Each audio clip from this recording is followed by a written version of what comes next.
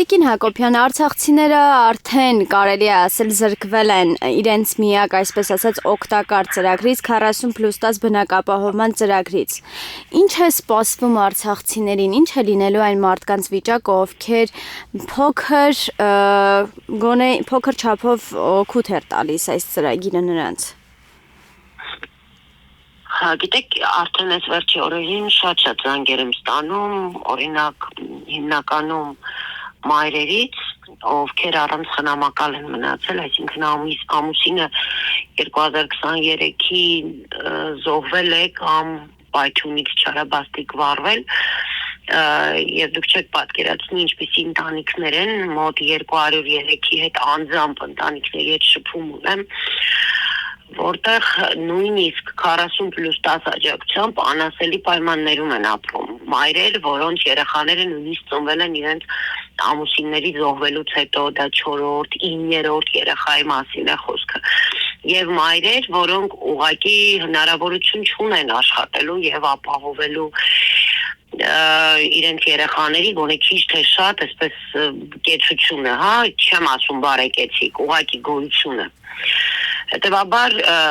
սոցիալական աջակցությունը դա միակ իրականում հնարավորությունն էր, նորից եմ կրկնում, դա ոչ թե արժանապատիվ կեցության հնարավորություն էր,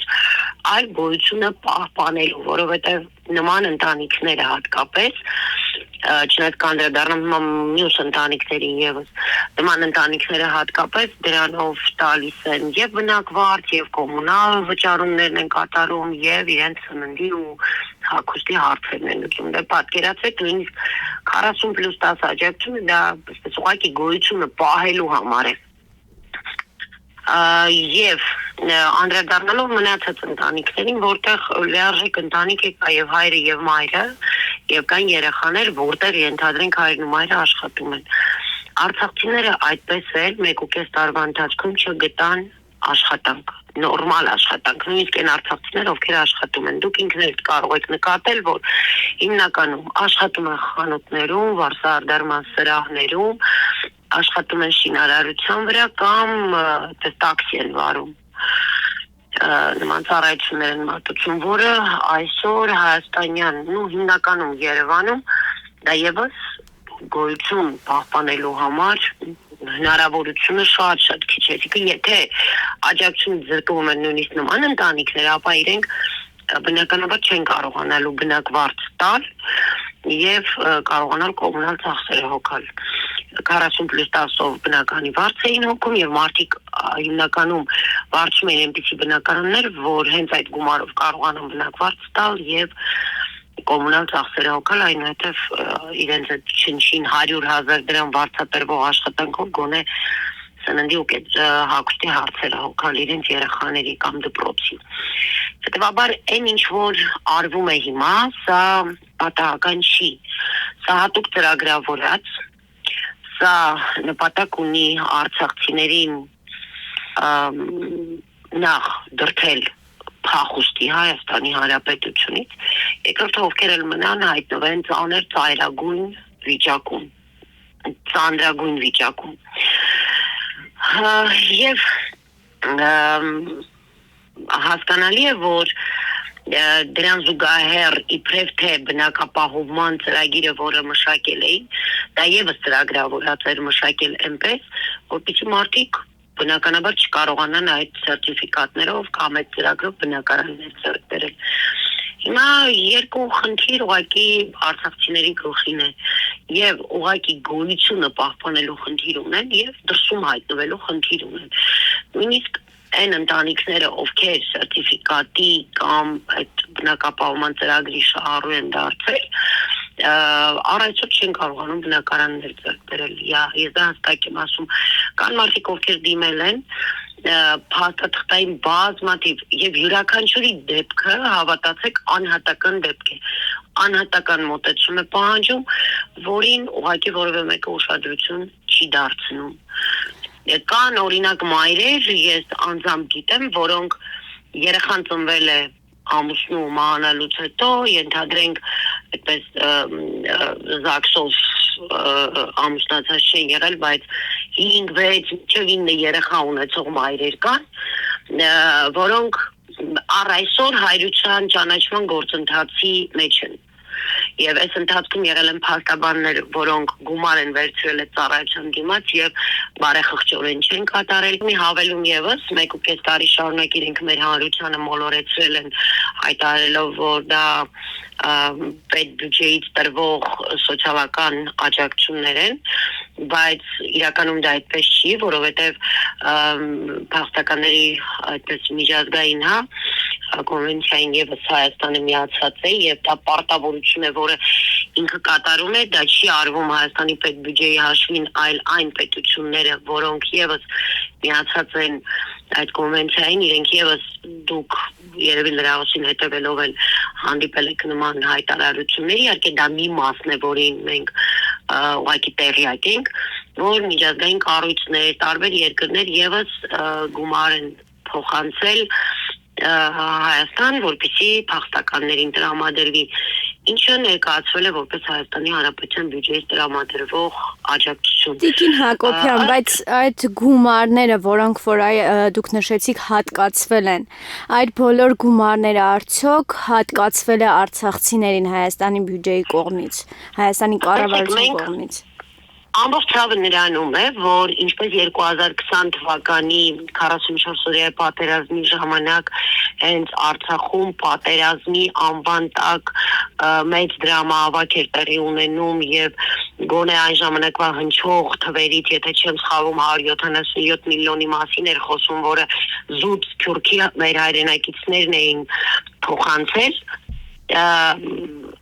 այդպես էլ այդ գումարներից մենք տեղեկություն չունեցանք, այդպես էլ այդ գումարների մասով հաշվետվություն չտրվեց ոչ Հայաստանի մեր հայրենակիցներին, ոչ Արցախի մեր հայրենակիցներին, ոչ էլ սփյուռքահայությանը, այլ հակառակը, եթե դուք հիշում եք, անընդհատ Հայաստանի վարչապետը ներկայացնում էր, որ պետբյուջեից տրվող ինչ-որ շինարարության, եթե չեմ սխալվում 150 միլիարդի մասին էր խոսում, եւ այսպիսի շատ գեղեցիկ ու հեքիաթային հայտարարություններ էին անընդհատ անում։ Նույնը տեղի է ունենում հիմա։ Մենք առ այսօր իրականում հենց կառավարությունից չենք լսել այդ գումարների մասին հաշվետվություն, չենք լսել ինչպես են այդ գումարները ուղղորդվել, ըստ էության ինչ ամբողջացված, եթե դիտարկենք ինչ գումարի մասին է խոսքը եւ ինչ ուղղություններով են դրանք ուղղորդվել։ Առ այսօր չկա որևէ նման ամենայն դեպս պաշտոնական տեղեկատվություն կամ որևէ տեղ, որտեղ մենք ինքներս կարող ենք տեսնել այդ հաշվետվությունը։ Հետևաբար իհարկե հակված ենք մտածելով, որ դա ծածկադմփոցի է արվել եւ անհայտ ուղղությամբ չեմ կարող ասել, որտեղ նաև տեղեկացված չեմ, բայց կարող եմ ենթադրել։ Եվ ես էլ ինքը նպատակին չի ծառայել։ Նաև ըստ օդում կախված լուրերի նորից, միջազգային այդ հարթակները, կառույցները, պետություններ առաջարկներ են արել շարունակել ֆինանսավորումը, ինչից հրաժարվել են Հայաստանի իշխանությունները։ Նաև մտածելու տեղիք է տալիս, որ սա ծրագրավորած, պլանավորած է այս ամենը, որպեսզի իրենց պարտավորությունները թշնամի երկրի իշխանությունների հետ ցույց տան, որ բոլոր պայմանավորվածությունները կատարված են, այսինքն Հայաստանում որպես այդպիսին չկան, կարծես թե փախստականներ,